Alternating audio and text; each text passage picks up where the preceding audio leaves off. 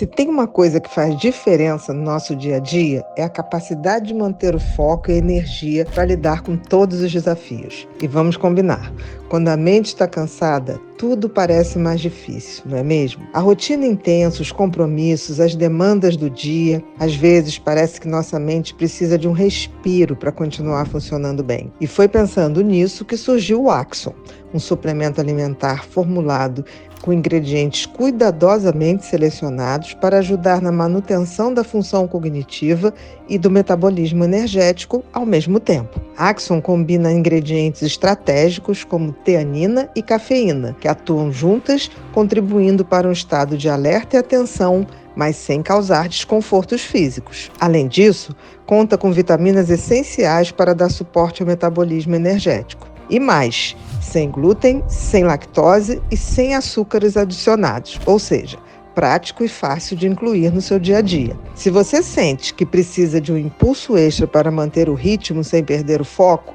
Axon pode ser uma ótima opção para complementar a sua rotina. Agora anota aí. Pod People 15. Você digita no carrinho e o desconto entra na hora. E o link também direto que está aqui na descrição desse episódio. Você também pode acessar o site axon.com.br, conferir todos os ingredientes e aproveitar a oportunidade enquanto a promoção está ativa. E não esquece também de seguir no Instagram, @AxonBrasilOficial. Antes de começar, eu queria pedir a todos que estão aqui que se inscrevam no canal, compartilhem o nosso conteúdo e acione o sininho para receber todas as novidades, tá bom? Porque aí cada vez a gente vai poder fazer mais e mais episódios, que vai fazer muito bem para todo mundo. Nossa convidada de hoje une a clareza da filosofia com a escuta clínica da psicanálise. Em seu trabalho, transforma conceitos clássicos como a dicotomia do controle, a autonomia emocional e a amizade como pertença em ferramentas práticas para o cotidiano. Sua abordagem acolhe o eu consciente e também o que pulsa do inconsciente, ajudando pessoas a reconhecerem a criança interior, a regularem emoções e reconstruírem sentidos de vida. Com vocês, a filósofa, especialista em filosofia aplicada e terapeuta psicanalista, Miriam Garcia.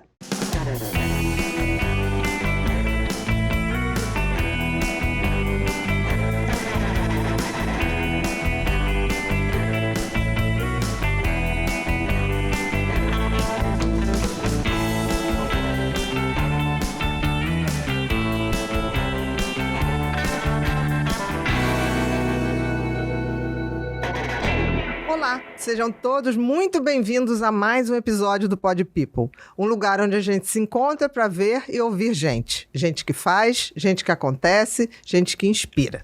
Fazer uma pergunta simples: você sofre por alguma coisa que você não controla? Pois é, hoje para falar sobre isso a gente vai receber uma pessoa aqui que vai explicar direitinho, de forma simples e profunda, como a filosofia aplicada pode te ajudar a reduzir a ansiedade e como a psicanálise pode te ajudar a resolver feridas emocionais do passado. Com vocês, Miriam Garcia. Tudo bom?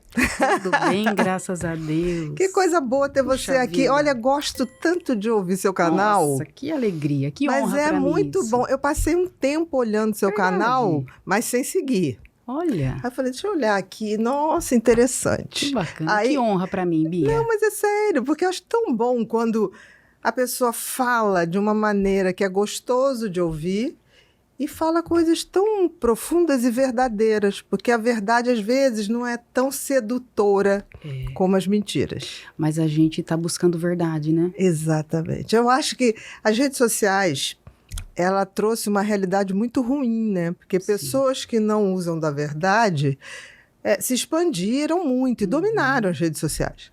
E eu brinco que eu acho que as redes sociais trouxeram a idade média dos tempos modernos. Exato.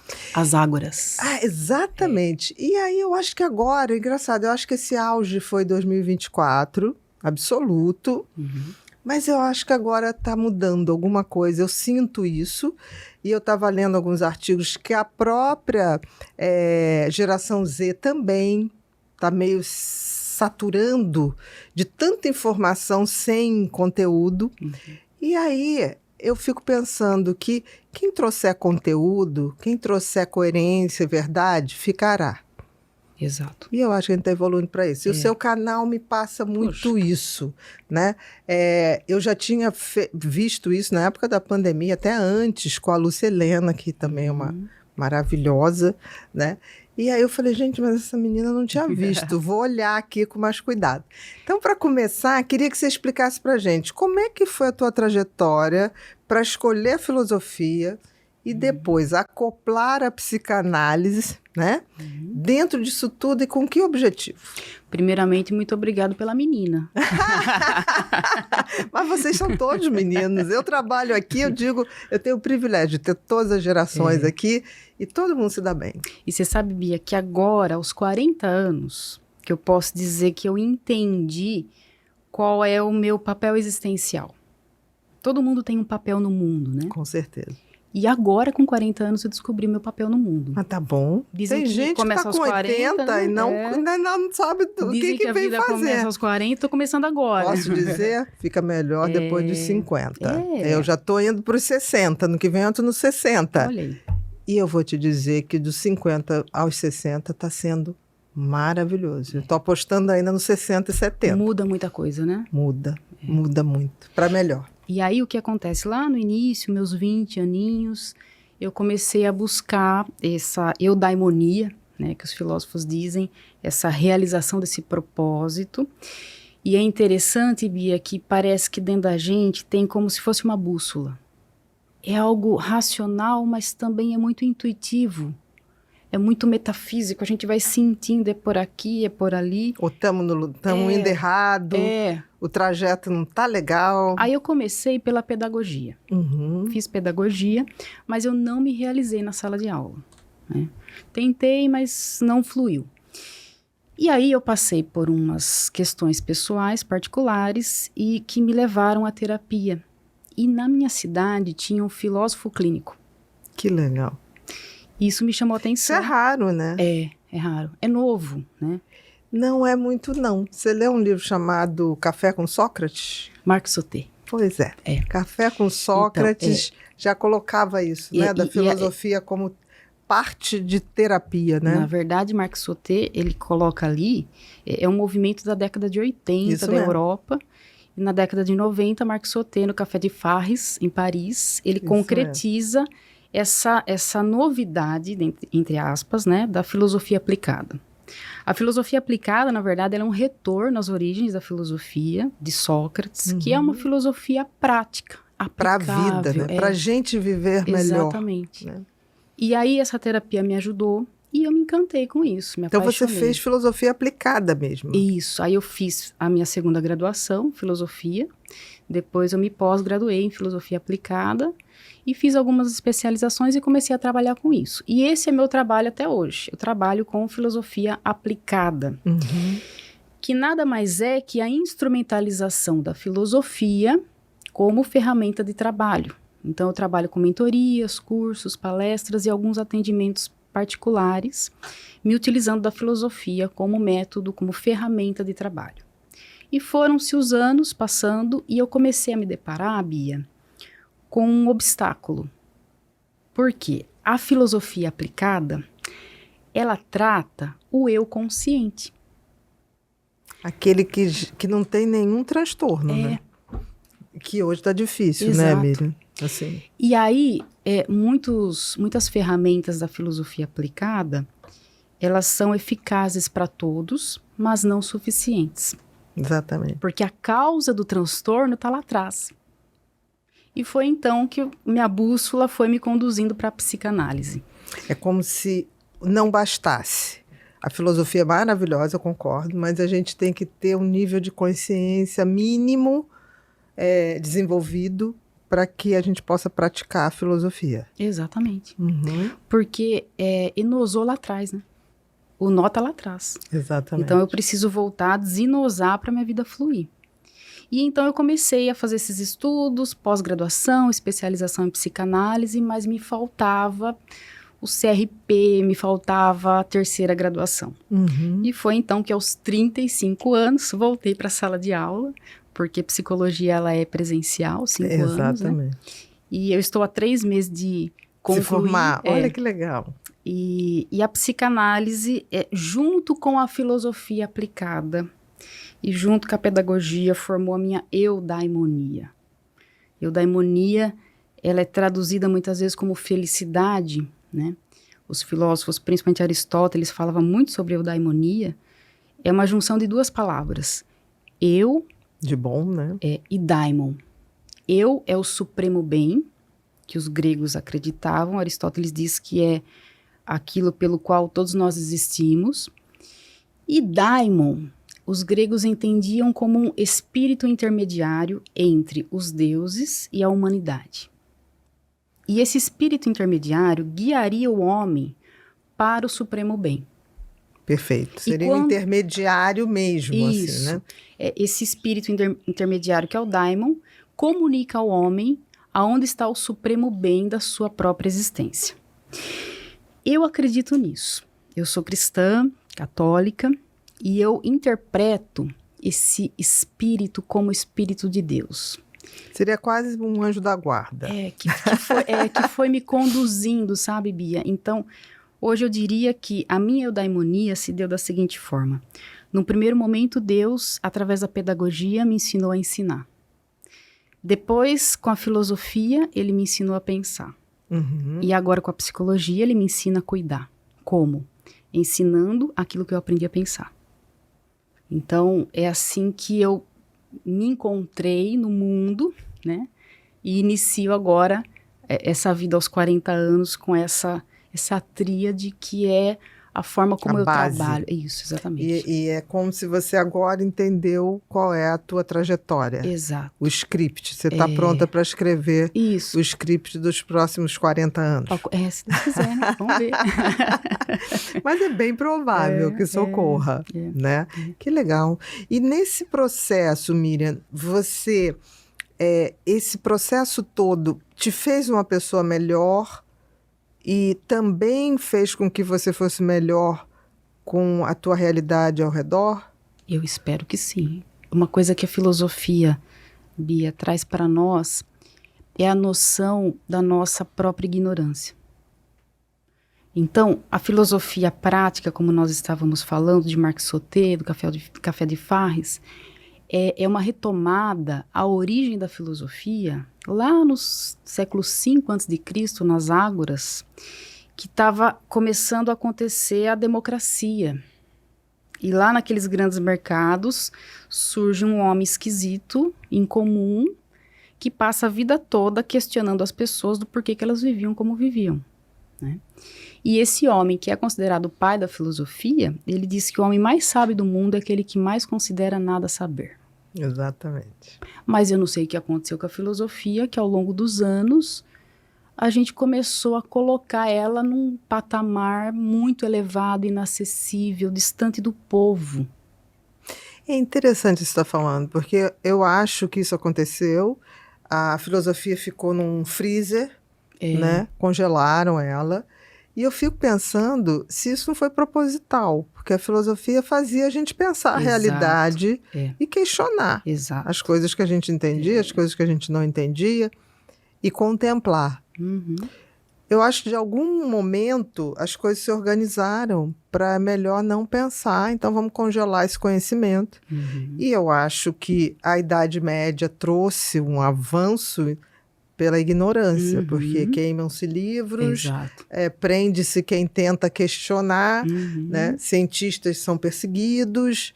Então, eu acho que a gente, na Idade Moderna, a gente tem uma nova visão de lá atrás buscar, como se corrigir essa mudança de rota. Exato. Né? Do que foi feito. E nesse contexto se coloca algumas pessoas como detentoras do saber, né? Inquestionável. E a filosofia como algo inacessível. É muito difícil. Então, esse movimento da filosofia aplicada da década de 80 é uma retomada à origem. A filosofia, ela é originalmente popular. Ela surge no contexto democrático e Sócrates ele vem colocar ela de dentro para fora, né? O processo da maiêutica, que é parir as ideias que estão dentro de mim. E a dialética, que é justamente esse questionamento. Por que que você vive da forma como vive? Por que que eu estou fazendo o que eu estou fazendo? E aonde eu quero chegar, né? Para onde eu estou indo, né? Isso é aplicável a tudo na nossa vida, né? E eu me lembro que teve uma campanha, já tem bastante tempo, da Folha de São Paulo, até com a Fernanda Young, ela ainda estava viva, que ela falava: o que importa não é o saber, é quais perguntas você tem que fazer sobre você mesmo. Exato. Saber perguntar. Né? E nós estamos vendo uma era de muitas informações, né, rasas. Nunca se teve tanto acesso à informação. E isso tem nos deixado ansiosos. É muita informação, é pouca profundidade, isso tem nos acelerado, né? É porque eu acho assim, nós nunca tivemos tanto acesso ao conhecimento, né? Você tem no seu celular a Biblioteca de Alexandria, se você quiser, né? Mas o ser humano não é dado a lidar bem com excessos, porque ele se perde. A gente tem uma história de escassez como espécie no planeta, e a gente lida melhor com escassez do que com abundância. E eu acho que a gente tem que começar a aprender, pelo menos em relação ao conhecimento. E quando a gente fala de vida feliz, né, a gente às vezes pensa nessa... Algo me falta, né? Esse ciclo neurótico o Sísifo. Né? Então tem a lenda do Sísifo, que é aquele personagem mitológico que foi condenado por toda a eternidade para empurrar uma pedra até o alto pico da montanha. Quando ele chega lá, a pedra volta tudo e assim infinitas vezes, né? Isso demonstra essa nossa busca por algo que, quando eu alcançar, aí eu vou ser feliz, né? Que é uma bobagem, né? Porque quando se alcança e eu consigo objetificar o meu desejo, aquilo perde o sabor, é esteredônica. Perde o sentido. Rousseau, um filósofo, dizia que o desejo aumenta na proporção da dificuldade. Verdade. Quanto mais difícil, mais eu quero. E quando eu alcanço aquilo perde o sabor. Vira o tédio, né? E aí a gente entra nesse ciclo neurótico. E as redes sociais têm contribuído muito para isso, né? A comparação, né? Eu digo que, assim, o que mais adoece em relação às redes sociais é a comparação. Que as pessoas que não têm esse conhecimento básico, elas partem do princípio que os influencers têm a verdade, e a verdade sobre o que deve ser feito para se atingir a felicidade. E é interessante que eu tenho, nos últimos 2 anos, pedido sempre à equipe aqui que pesquise toda semana sobre suicídio de influenciadores. Quando eu comecei a pedir para fazer isso há 2 anos, eles falaram: nossa, você está mórbida. Eu falei: não estou. É porque eu acho que muito influenciador vai tirar a sua vida. Olha aí. Mas por quê? Eu falei: porque não é sustentável uma mentira. A mentira é insustentável até para o cérebro. Gasta muito mais energia mentir do que falar a verdade. Então, e a gente tem visto, é engraçado que depois que eles começaram a fazer, nossa, essa semana foram 3. E pode ser no Brasil, pode ser fora. E eu acho que isso vai tender, porque assim, quanto tempo se sustenta uma mentira? Um personagem. Exato. Que é como se fosse um ator que passa a exercer o papel da vida o tempo todo. Como que alguém pode fazer um teatro o tempo inteiro? Todo. Tem uma hora que você olha no espelho e você fala: não é você. E isso vai mexendo com toda a população, porque vai colocando padrões de felicidade inalcançáveis. Que quando eu olho, eu falo: nossa, tá faltando. Quando eu alcançar isso, aí eu vou ser feliz. Foi feita uma pesquisa nos Estados Unidos com ganhadores de loteria. E aí eles pesquisaram, não sei como, os níveis de contentamento e alegria de uma pessoa que ganha na loteria. Eles descobriram que dura, em média, 3 a 4 meses. Depois, os níveis de contentamento e felicidade, eles regridem aos anteriores ou até pior, abaixo. Né? Porque passa a desvalorizar aquilo que antes tinha sabor. Exatamente. É a pedra do Sísifo. Exatamente. É esteredônica, né? É interessante isso, né? Porque as pessoas, a gente vive numa ditadura da felicidade. Então, essa ditadura, ela te pauta a vida toda. Eu vou ser feliz quando der o primeiro beijo, eu vou ser feliz quando tiver a primeira transa, eu vou ser feliz quando passar para a faculdade, eu vou ser feliz com o primeiro emprego, eu vou ser feliz quando casar, eu vou ser feliz quando tiver filhos, agora só é feliz quando os filhos entrarem para a faculdade. É infinito. E as pessoas não reparam que isso não é felicidade. Exato. E você sabe, Bia, que tem um filósofo que fala um termo interessante, fetichismo de mercadoria. Fetichismo de mercadoria. O capitalismo não vende produtos. O capitalismo vende felicidade. Desejos, né? Então, a margarina, ela vende o quê? Uma família feliz em torno de uma mesa. Os comerciais, o carro, ele vende a liberdade, aventuras, amigos. A cerveja vende a festa. Então, quando a gente compra um produto, na verdade, a gente quer a alegria e a felicidade que ele promete. Promete. Mas não vem. Não vem. Né? E é interessante isso porque, assim, o capitalismo é um sistema universal. Até hoje, países que se dizem comunistas não são. A própria China é uma grande república capitalista, né? E exercem muito bem o capitalismo deles. A grande questão é que no capitalismo é para ser vendido. A questão é que quem vai vender sacou muito rapidamente que ele pode manipular o cérebro das pessoas. Exato. As emoções. As emoções, porque você compra por impulso e você compra por emoção. Você não compra por lógica, na maioria das vezes. Se a gente não tiver esse conhecimento e não souber que o cérebro assim funciona, eles ganham de lavada da gente. E a gente nunca terá liberdade de escolher o que a gente realmente quer. A gente vai fazer o que o marketing joga. Exato. E aí a gente vai ser, realmente, vai consumo de manada. E por isso que é importante a filosofia. Exatamente. A filosofia... Pensar fora da curva, né? A filosofia e também essa neurociência de entender esse mecanismo. Exato. No sentido assim, não, isso eu não estou querendo, que eu vi tanto isso, tantas e tantas pessoas usando, que eu já estou achando que eu preciso de uma coisa que eu não preciso. Que eu não preciso. Por exemplo, agora mesmo tem esse bonequinho que está super na moda, parece um diabinho até, assim que... Eu olhei aquilo, R$8.000. Falei, não, mas na minha época tinha um tal de fofolete, que era uma bonequinha desse tamanho que a gente fazia feito um pregadorzinho e botava assim... Eu achava aquilo tão bonitinho, porque aquilo era, para mim, criança, era como se fosse assim, ai, minha avó me deu, então me dá sorte. Era um talismã. Eu nunca me preocupei se era símbolo, se era não sei o quê. Era porque tinha sido dado de forma afetiva. E eu fico olhando as pessoas comprando esse bonequinho como se ela precisasse daquilo para se validar como pessoa. E eu tenho um movimento ao contrário. Quando vejo todo mundo fazendo a mesma coisa, eu sempre boto o pé no freio mental e falo assim, peraí, isso me cabe? É influência imediata?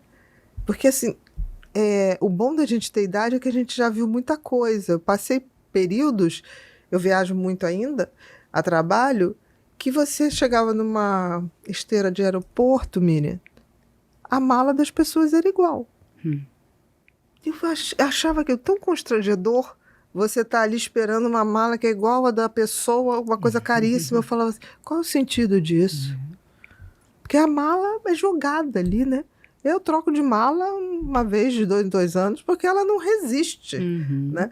E as pessoas pagando uma fortuna para ter um status na esteira de aeroporto. Olha que coisa. O que é isso? Isso também conversa, Bia, com a questão do pertencimento. Então, nós somos animais, fazemos parte de um reino animal. Somos animais, Aristóteles diz que nós somos animais políticos, que se organizam em sociedade, né? Com certeza. Temos alma, enfim, razão, mas somos animais. E no reino animal, os animais, eles se agrupam por uma questão de sobrevivência, porque animal que se distancia do grupo é presa fácil. Se torna presa mais fácil, com certeza. E como que os animais se agrupam na natureza? Por semelhança. Então a zebra, ela faz parte do grupo das zebras. E como que ela soube que lá era o grupinho dela e não o grupo das ovelhas ou dos lobos? Por semelhança. Então, Eu sou semelhante, eu pertenço aqui. Sou igual. Nós, seres humanos, também nos agrupamos em semelhanças. E esse agrupamento, ele começa lá na infância. Na fase escolar, na fase que a gente vai formando os nossos grupinhos pelas semelhanças. Só que aí tem um problema. O ser humano, ele é único. Ele é completamente diferente. E lá na infância é que surgem as feridas de rejeição. Porque se tem um grupo que é intolerante, implacável, cruel nos rituais de pertencimento, são as crianças. Com certeza. Esse é um Esse negócio de criança é tudo uma florzinha. Não. Eles não têm filtro, eles falam barbaridades, né? E são cruéis. Muitas então, vezes. A sua cor de pele é diferente da nossa, eu te excluo. O seu jeito, a sua situação financeira, a sua estrutura familiar, sua religião, então eu te excluo. E isso causa uma ferida. Uhum.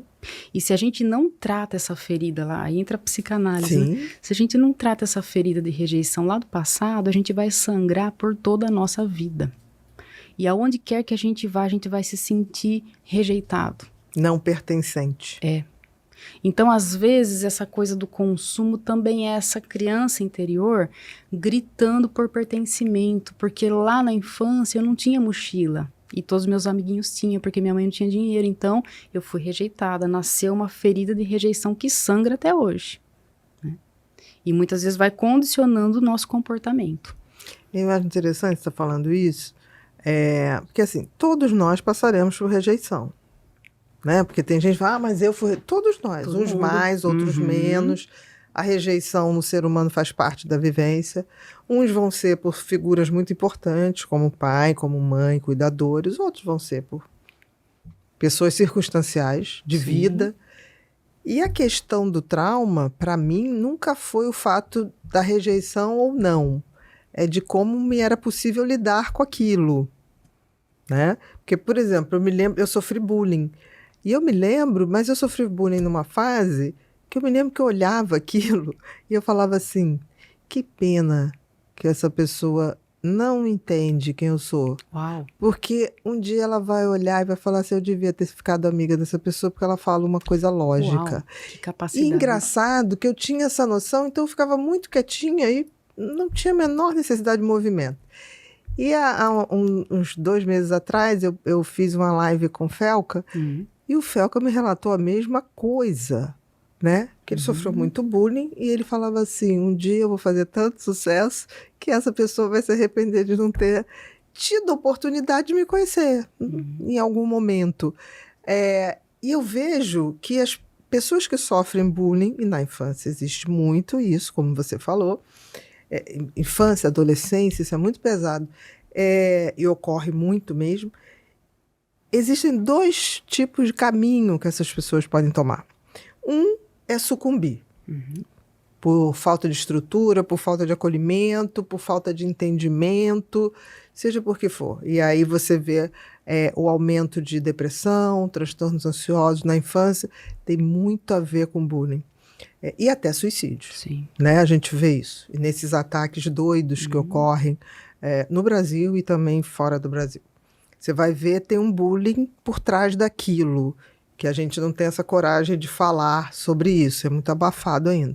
E existe um outro caminho, que eu acho até que, felizmente, ainda é maioria, que é quando você cria uma resistência e foca num objetivo que você faz uma reação transcendente, assim. Acho que ainda é a maioria, mas eu acho que a gente tinha que abrir esse espaço para que essa resiliência e transcendência fosse um caminho possível, que as pessoas não, mas eu posso fazer uma virada por aqui, né? Agora, confesso, me foi possível fazer isso porque eu tinha uma estrutura familiar que em nenhum momento eu me sentia rejeitada. E a maioria das pessoas, eu diria, né, não tem essa força de resiliência. E aí acontece, Bia, como aconteceu com o gato escaldado. Então o gato escaldado tem medo de água fria. Por quê? Porque um maluco, algum dia, pegou uma água fervendo e jogou no pobre do gato. E ele associou água à dor. Mas é a água que dói? Não. Não, é a É a temperatura. temperatura da água. E assim, muitas pessoas que foram rejeitadas lá atrás e que não tiveram essa rede, né, de apoio, essa resiliência, associam relacionamentos, relacionar-se, conexões, grupo de pessoas à dor. Sim, E aí elas perdem o melhor da vida, que são as conexões. Nós somos seres grupais, nós somos coletivos. E a pessoa passa a fugir de gente que nem o gato passa a fugir da água. mas eu acho também, Miriam, que tem uma questão. Eu acho que a gente leva um tempo para entender qual é a nossa faixa de areia. Aqui no Rio a gente brinca muito isso. Porque a gente nem sempre vai se adaptar a todo mundo. Exato. Eu me dou com muita gente, mas tem uma faixazinha de pessoas que essas me são íntimas. No sentido de com quem eu divido intimidade, com quem eu divido dores, alegrias, sabe? Porque tem uma vibração parecida. Nenhum preconceito contra ninguém. Sim. Mas eu acho que a gente leva muito tempo para achar nossa trajetória e para achar nossa faixa vibratória. Exato. Né? Exato. E nem sempre todo mundo ao redor. Porque tem gente que quer pertencer a um grupo. Uhum. Mas aquele grupo não tem nada a ver com aquela pessoa. Em valores, em virtudes, seja o que for. Né? Eu acho que a gente também tem que aprender qual o grupo que me soma, né? Porque assim, se não houver um somatório, não vou me demorar ali, não. E esse grupo geralmente é tão pequeno, né? Mas existe. Mas existe. E não precisa ser muito grande. Porque o conteúdo que você recebe, a vantagem que você começa a ter ali, vantagem que eu digo evolutiva, vale a pena. Não precisa ser muito grande, mas precisa ser um grupo que me permita ser quem eu sou. Exatamente. Aí você vai falar do Montanha? Fala um pouquinho da amizade. Bia, então, amizade é um tema muito abordado na filosofia. Aristóteles, ele dedica um capítulo todo em Ética Nicômaco só para falar sobre amizade. E tem um filósofo chamado Michel de Montaigne, que ele escreve algo muito, muito precioso sobre amizade. Ele tinha um grande amigo chamado Etienne. E aí, esse amigo dele morreu. E ele ficou desolado, acabado. E perguntaram para ele, Montaigne, por que você está assim? E ele escreve, se me fosse pedido para dizer o porquê que eu o amava, diz ele sobre Etienne, seria impossível dizê-lo. Apenas diria, porque era ele e porque era eu. Sim. Parce que c'était lui, parce que c'était moi. Então, isso basta, né? A amizade é esse local que eu posso ser eu, né? E o outro pode ser ele também. Pode ser ele, tá tudo bem. E ser eu significa belezas e feiuras. Com certeza. Porque nós somos luzes e trevas. Ninguém é 100% luz, ninguém é 100% virtude. E a amizade verdadeira é esse local que eu não preciso me esforçar para encenar um personagem só para ser aceito. Porque nessa da necessidade de pertencimento, muitas vezes ocorre um grande prejuízo, que eu diria que até é maior do que aqueles que sucumbem, é abrir mão da própria identidade. Eu acho que isso é a maior traição que uma pessoa faz a si mesma. Né? Se trair. Uhum. Porque assim, no mundo do jeito que está hoje, se você não tiver muito certo de quem você é, o que você está fazendo aqui, a sua trajetória, você se desvia muito fácil. Exato. Muito fácil. E o vazio tem um preço. Sempre vai te cobrar. Sim. E Jung falava que desviar de quem você é significa adoecer. Com certeza. É uma questão de tempo.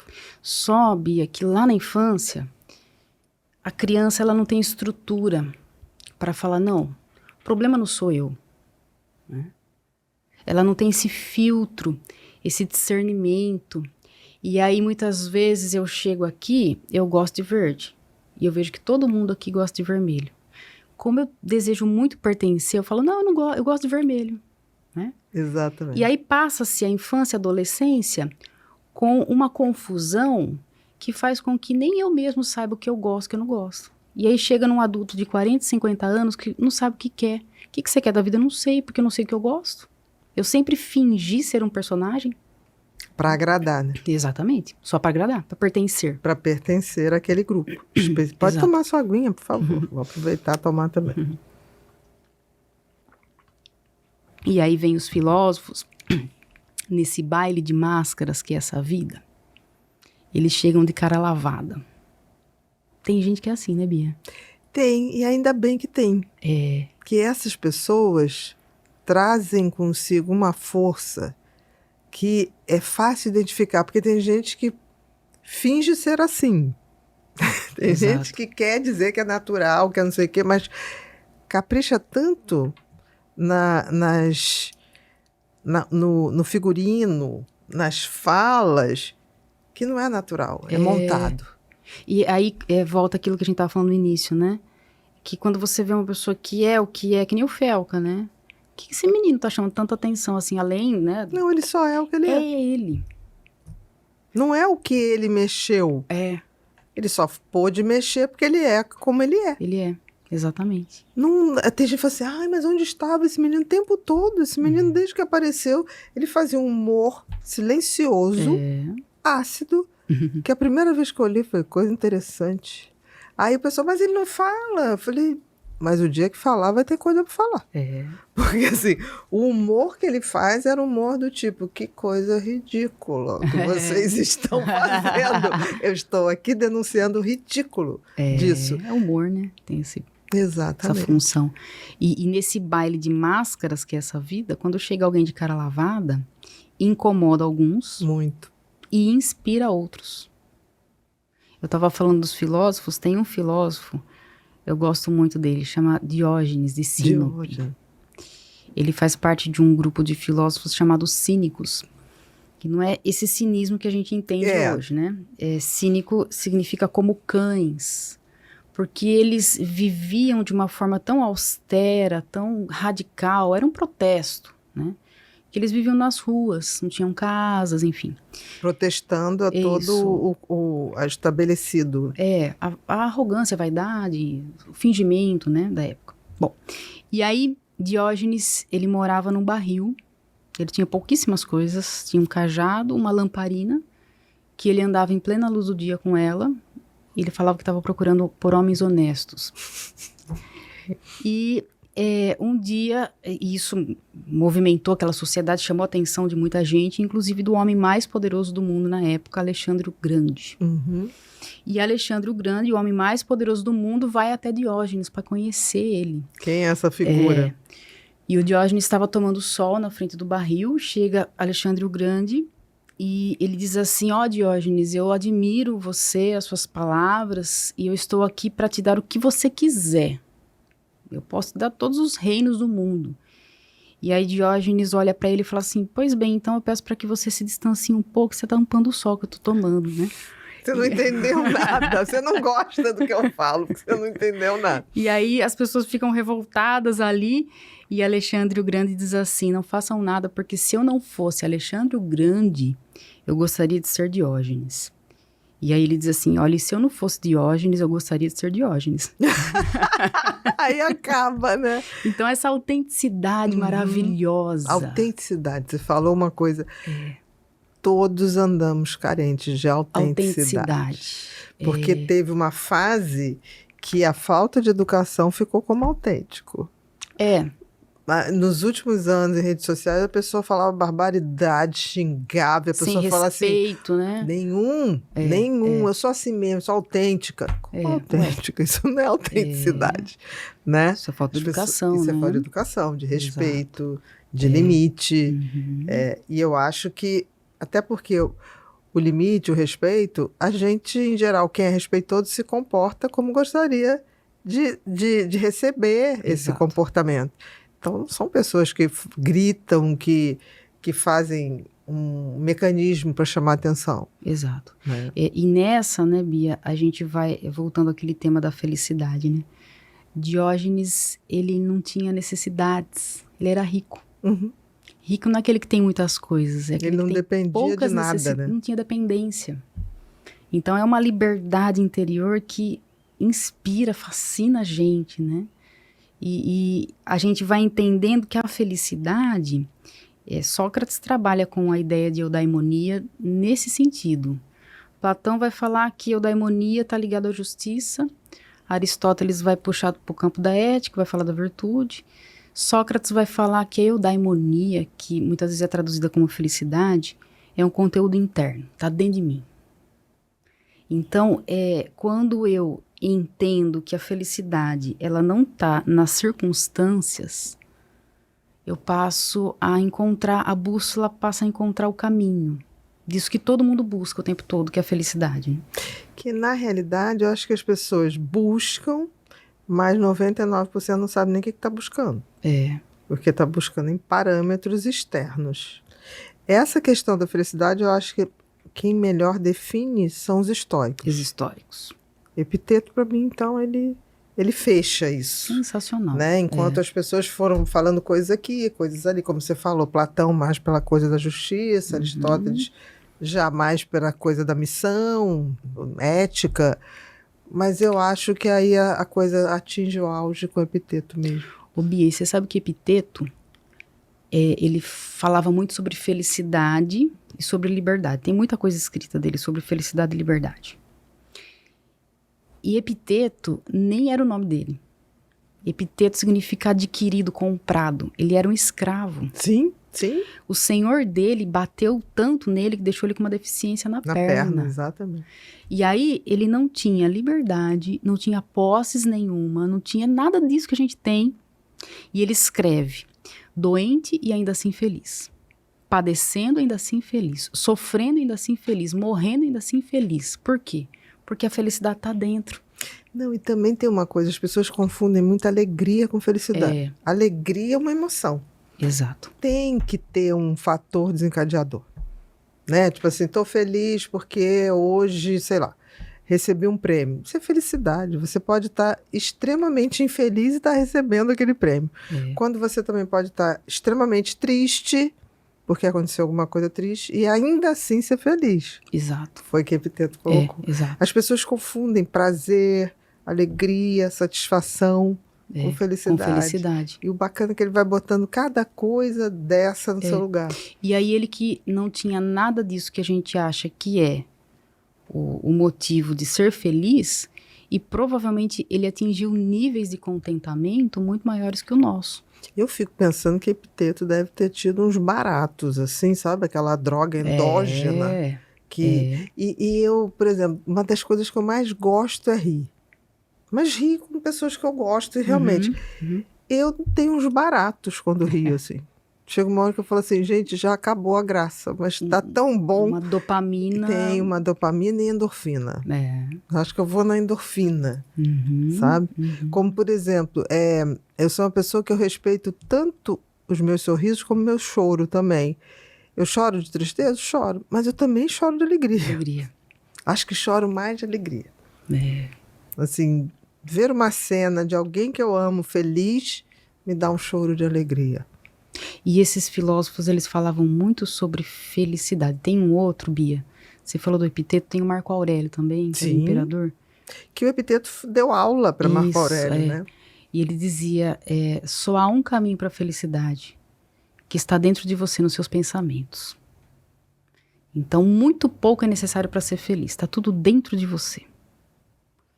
E aí, eu me lembrei agora de uma psicanalista chamada Melanie Klein. Melanie Klein. Ela vai tratar sobre isso de uma forma mais áspera, mais seca, mas é muito interessante que ela faz essa análise dessa busca nossa pela felicidade, que pode, se não bem dirigida, desembocar para a inveja. Como assim? Então ela diz ela fala que todo mundo é um ser invejoso. A inveja está dentro de nós, da nossa constituição humana. Exato. E aparece lá na infância. Então ela apresenta no livro dela uma cena muito clássica que todos nós já vimos. São crianças brincando. Então vamos imaginar a cena, Bia. Eu tenho 7 anos, você tem 7 anos. E eu tenho na minha casa um brinquedo. Novo, diferente. Exato. Aí eu peguei esse brinquedo, tô brincando com ele. E aí a esteira hedônica, a adaptação hedônica, faz eu desprezar esse brinquedo, porque eu enjoo dele. e deixo ele lá no canto do meu quartinho de brinquedo. Passa-se semanas e você vem na minha casa brincar. O que acontece na hora que você chega no meu quartinho, você olha esse brinquedo e vai brincar? O que acontece comigo nesse exato momento? Imediatamente você quer brincar também. Só que o que eu tento puxar da sua mão não é o brinquedo. O que eu quero não é o brinquedo, eu tinha esse brinquedo. O que eu quero naquele momento é a alegria que eu vi em você brincando com esse brinquedo. Perfeito. Eu quero essa felicidade que eu não alcancei e que eu nasci para ter. Então aí vem Santo Agostinho na Idade Média dar uma definição de inveja. Tristitia alienum bonum. Tristeza pela alegria alheia. Eu fico triste de ver você feliz com o meu brinquedo. E eu quero essa felicidade para mim. Por que eu quero? Porque eu não tenho. Que eu já perdi. Então, desde a infância, aparece a inveja que está na gente. Quanto mais feliz e realizada a pessoa é, menos invejosa ela é. Mas está lá. Né? Mas isso não passa por questão material. Não passa por questão material. Por isso que as pessoas até falam muito, que incomoda é muito mais a maneira de você ser, o seu jeito feliz de existir, independente de qualquer coisa, do que necessariamente o que você tem. Você vê, Alexandre invejou Diógenes. Né? Exato. Ele queria aquela alegria dele, com a lamparina. Dentro de um barril. De um barril. Exatamente. A gente está sempre buscando, né? Algo me falta. É o ciclo neurótico. Algo me falta, eu preciso de mais, né? Quando na realidade, assim, tudo já está, né? Essa história que as pessoas falam muito, e infelizmente é uma coisa muito propagada, vai encontrar a sua metade. Não existe isso. Imagina. A gente já é uma laranja inteira. Se a gente vai se relacionar com outra laranja inteira e vai haver uma troca bacana... Ótimo. Será a glória da vida. Mas você não precisa do outro para ser quem você é. Deus não fez ninguém pela metade, né? De jeito nenhum. E às vezes a gente projeta no outro uma tarefa muito pesada de me fazer feliz. O outro não pode me fazer feliz. Imagina. Não tem como. O outro pode eventualmente fazer alegre. Eventualmente. Mas Exato. Feliz não é possível. E a gente tem, Bia, uma necessidade de que alguém supra as minhas necessidades e carências. Freud, ele trabalha isso falando sobre um trauma que ele diz que ninguém se recupera, que é o corte do cordão umbilical. Ele fala que é um trauma que ninguém se recupera. A gente passa a vida toda com o cordão umbilical na mão. Querendo se reconectar a alguém que traga todo esse conforto. Exato. Né? E aí eu preciso de alguém que ocupe o papel da minha mãe, que me nutria, decidia as Eu coisas acho que por não é mim. nem a mãe, é um útero quentinho, né? Exato. Não preciso comer, não preciso mastigar, né? Não tenho frio, não tenho fome, não tenho dor, tudo ali, né? E eu, assim, eu tenho a espiritualidade, é algo forte em mim. Depois de ter descoberto isso de Freud, eu comecei a pensar. Isso é uma coisa minha. Sim. Que nós temos querida, essa... Obrigada. Cuidado que é bem quente, tá? Obrigada. Nós passamos a vida, então, tentando se reconectar a alguém, sem entender que nesse momento do nascimento, a gente sai de um útero e entra em outro. Que é o mundo. É o mundo. Nós estamos num outro útero. E nós que temos uma espiritualidade, a gente espera que a gente seja aqui gerado, a gente consiga crescer para depois nascer para uma outra vida. E bem nesse momento que a gente sai do útero da mãe e entra nesse útero de Deus, que é o mundo, entra em nós pela primeira vez ar no pulmão. E na Bíblia, o Espírito de Deus, no original, aparece com o nome pneuma. Sim. Ar. Então, eu entendo esse Espírito de Deus como esse cordão umbilical que me une ao meu Criador, nesse útero que é esse mundo. É dele que me vem o que eu preciso. E ele está onde? Está dentro de mim. A palavra entusiasmo, eu acho tão bonita essa palavra. Entusiasmo significa trazer Deus dentro de si. Que coisa maravilhosa. Como nada lhe falta, né? É. Na realidade, o entusiasmo é nada lhe falta. O passarinho, ele tá no galho, a gente vê o passarinho, Jesus fala, né? Olhai as aves do céu. O passarinho no galho tá tranquilo. Não porque ele confia no galho, mas porque ele confia na... vai voar, tá dentro dele o que ele precisa. Então, quando a gente entende que o que eu preciso tá dentro de mim, eu sou completa. O que eu preciso tá dentro de mim, não tá no outro, não tá no relacionamento, não tá nas coisas, nas circunstâncias, né?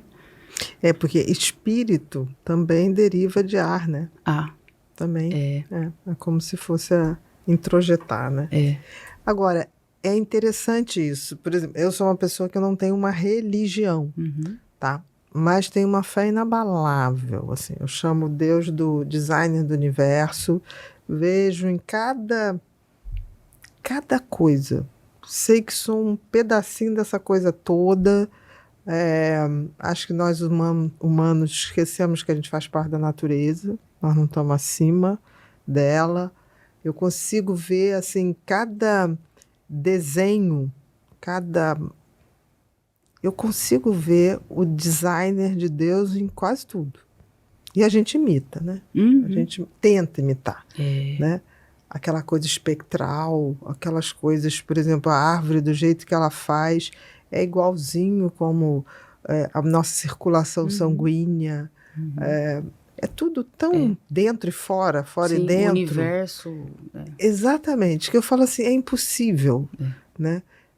E eu converso com tenho amigo ateu, tenho amigos religiosos, e tem muitos que chegam para mim e falam assim, mas você de vez em quando não balança? Eu falo, balança como? Não, porque assim, você não frequentar uma religião especificamente? Eu falei, não balanço não. Por quê? Aí eu falei assim, porque está dentro. Eu não tenho essa necessidade, né? Exato. E eu vejo pessoas que frequentam religião de uma forma até obsessiva, né? Que está fazendo qualquer coisa, menos exercer essa ligação tão íntima, né? Com algo superior. Porque assim, está achando que Deus deixou representantes. Deixou lobistas na Terra. Sabe aqueles líderes religiosos que se apresentam como assim, olha, eu tenho o telefone vermelho aqui com Deus, você me fala, que eu vou falar com ele e eu te dou a resposta.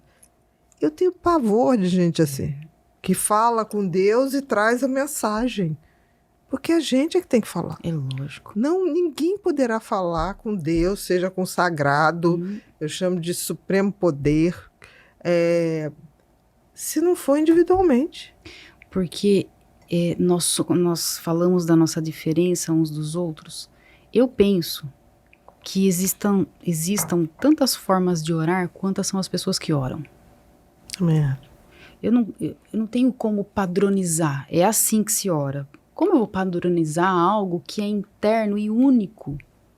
A sua forma de orar, de se conectar com Deus é diferente da minha. E aí... todas são válidas. Exato.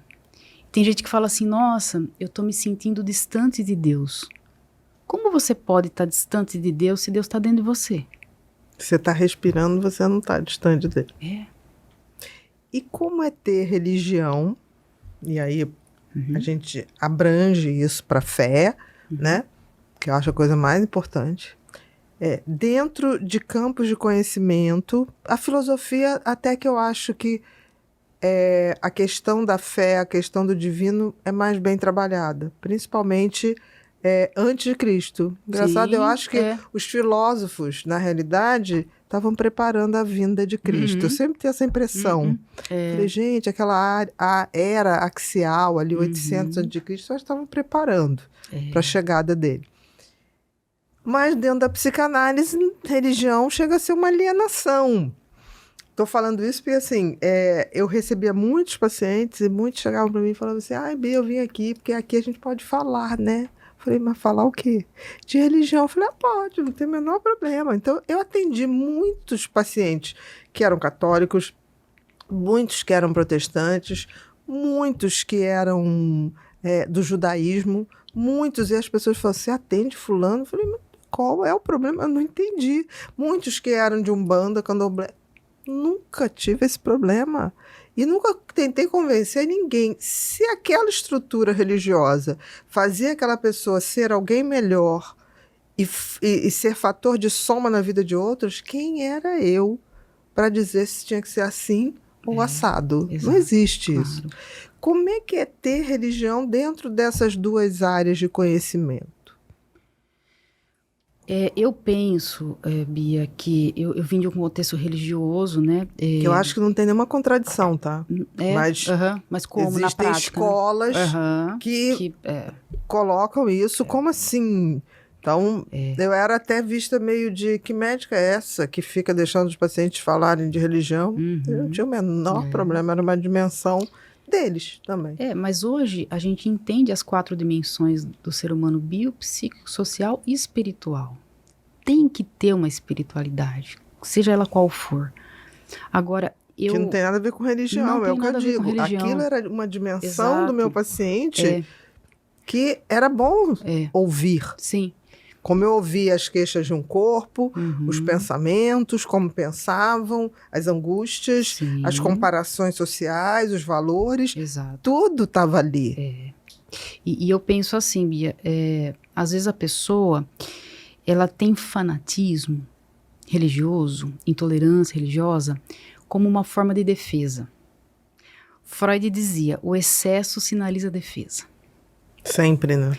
Então, se eu estou precisando verbalizar muito, atacar, é porque dentro de mim não está firme. Então, se eu tenho medo que o outro vá me contaminar, então dentro de mim nada é certo, as coisas não estão no lugar, né? E aí, talvez essa religiosidade muitas vezes acaba tendo essa questão generalizada, né? Em que nós entendemos ela como um excesso, como rituais. E quando a gente, no meu caso, que eu sou cristã, quando a gente vê a vida de Jesus, a gente vê que ele veio numa tradição religiosa. Ele falou, não é nada disso, tá? Deus é Pai, é acessível, ele está perto. Eu sou o Deus Emanuel, Deus conosco. E aí, quando nós começamos a trabalhar, chega uma pessoa cristã, por exemplo, eu estou com ansiedade, vamos aplicar uma técnica da filosofia aplicada, dicotomia do controle, que é você dividir a sua preocupação em 2 partes, 2 listas, aquilo que eu posso fazer e o que eu não posso. O que está sob o meu controle, o que está totalmente fora do meu controle. E aí Epiteto diz assim, né?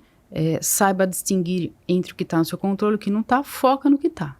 O que não está no seu controle, você despreza. Ou entrega, né? Quem tem fé entrega. Eu entrego. E aí que está a vantagem daqueles que se encontram em alguma espiritualidade. Nós temos aonde entregar, né? Exatamente. Está fora do meu controle. Está fora até do meu entendimento, da minha possibilidade de agir. Eu deixo pelo menos que algo superior haja por mim. Exato. E isso é muito bom.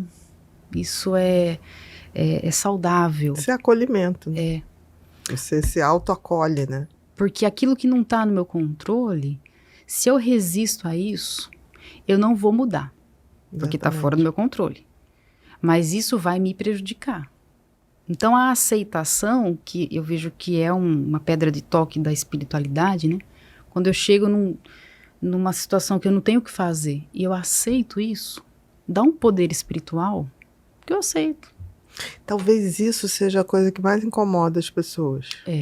O teu não desespero. Ou então, os problemas não te paralisam. Porque tem gente que fala assim, mas você não está preocupado com isso? Eu falei, muito. Mas nesse exato momento não tem o que eu posso fazer. E eu tenho que continuar vivendo. Eu tenho que continuar a minha trajetória. Exatamente. Os estoicos, independente de qualquer coisa. Os estoicos colocam uma imagem, Bia, do cachorro amarrado no caminho de mudança. Então, Epiteto, se eu não me engano, diz essa analogia. Então, o caminhão de mudança é aquilo que está fora do meu poder de ação e de controle. E o cachorro sou eu. O caminhão vai andar na direção que ele tiver que andar, na velocidade que ele tiver que andar. O cachorro querendo ou não. O cachorro não consegue mudar a velocidade e nem a direção do caminhão. E a resistência desse cachorro, negando aquilo que vai acontecer, só vai fazer ele ser arrastado se for lado vivo. É isso que acontece com a gente quando a gente nega, resiste ao que está acontecendo. Está acontecendo. E que é para ser. Por quê? Não sei. Tá Outra fora coisa do meu que eu não questiono mais também, o que eu chamo de designer do universo. Tem horas que eu falo, isso é um absurdo, não sei o que lá, ok. Mas eu não sei. Porque eu não sei. Aquilo sei que nada sei. Exato. Tem coisas que eu não sei mesmo. Porque tem pessoas, mas você se conforma? Não é me conformar. Existe uma coisa, resignação, né? É que nem a coisa da reputação. Reputação que os outros acham de mim. Quem eu sou é o que eu construo. Foi uma coisa que eu aprendi com o estoicismo. A simplesmente não se preocupar com reputação. Porque assim, a nossa educação, papai e mamãe ensinaram o que pra gente? Você tem que zelar pela sua reputação. Tem que fazer isso. Pra zelar pela sua reputação. Chega os estoicos e dizem assim, pega a sua reputação, pica e joga no lixo. Como assim? Você não é isso, né? Porque tá fora do meu controle. Reputação é um conjunto de opinião das pessoas ao meu respeito. Eu não tenho como controlar isso. Mas eu tenho como controlar e construir meu caráter. Exatamente. Através de ação, não de teoria. Exato. Porque como tem gente que fala bonito hoje em dia, né? Mas não pratica nada. Pratica. Você olha assim a pessoa, pior que você vê a pessoa falando, você fala, essa pessoa nunca praticou isso. É um personagem. É um personagem. A gente sente, né? E como tem... Eu tava outro dia conversando com um cara bem mais novo. Aqui na equipe todo mundo é muito novo. Nós somos, no total, 15 pessoas. E aí, ele estava desanimado. Teve uma hora que eu falei assim, olha, eu vou te falar uma coisa que pode te chocar. Mas a vida é um grande teatro. Só que tem que... O autor dessa peça de teatro atual, ele é ruim de roteiro, ele é ruim de escrita, ele não é Shakespeare, entendeu? Tá ruim. Mas assim, não sofra tanto, porque tudo faz de conta. Ele estava revoltado com o negócio de política. Eu falei, é tudo teatro.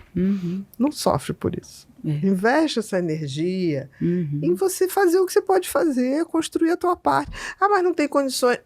Faça o que você pode fazer, porque, em geral, quando a gente está na nossa trilha, algo acontece que facilita as coisas, mesmo se tudo estiver muito ruim.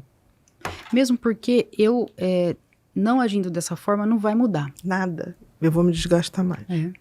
Nenhuma quantidade de ansiedade, preocupação, angústia muda o fato que me preocupa quando esse está fora do meu controle. Muda a imunidade. Exato. Muda a qualidade do sono. Exato. Muda o organismo inteiro. E certamente você vai adoecer. Tem o Viktor Frankl, eu vi que você gravou amo. um podcast com o Dr. Neri, né? Tivemos dois aqui. 2 sobre... Logoterapia. 2 maravilhosos. E aí a gente vê o Viktor Frankl, né, preso no campo de concentração. Imagina. E ele diz, olha, o campo de concentração tirou tudo de mim. Minha família, minha esposa grávida. O filho. Roupas, cabelo, dignidade. Exceto uma coisa. A minha liberdade de escolha de como reagir a isso. Isso é tão perfeito. Puxa vida. Eu sou suspeita que eu acho que o Viktor Frankl foi um cara esquecido na história das psicoterapias. E eu acho ele muito, talvez seja o mais filosófico de todas as linhas. É bem porque, humanista, assim, né? Eu gosto muito do Jung também. Acho que o Jung também foi esquecido também. Mas o Viktor tem um poder de fala de quem viveu coisas que acabariam com a vida de qualquer um. Sim. Dizer que a situação que ele passou não é traumática, porque eu vejo que hoje as pessoas estão atribuindo trauma a qualquer coisa. Não é bem assim. Existe um tanto de vida, de vivências, que faz parte da vida. E não é trauma. Então, eu vejo adolescente, tipo assim, minha mãe tirou meu celular, tô traumatizado. Não, você não tá traumatizado, você tá frustrado, entendeu? Porque você tá numa semana de prova. Eu me lembro que quando saiu o iPad, um paciente, mas já tem tempo, ele tinha uns 12 anos, aí ele chegou emburrado na consulta. Eu falei, por que você tá assim, fulano? Ele falou assim, porque minha mãe não entende, eu necessito de um iPad. Eu falei, tu tá necessitando de um iPin na sua cabeça. Que é isso? Necessito de iPad? Esse troço não existia até ontem. Como é que você pode necessitar? Necessitar é uma coisa vital. Você necessita de oxigênio, você necessita de comida, de banho. Aí ele olhou pra mim e fez assim, eu não tinha entendido dessa forma. E aí, ele hoje já tá um homem grande, ele falou assim, olha, o aipim eu nunca mais esqueci na minha vida. Porque aí a mãe demorou muito a dar o iPad, ele falou, mas aipim eu passei a comer.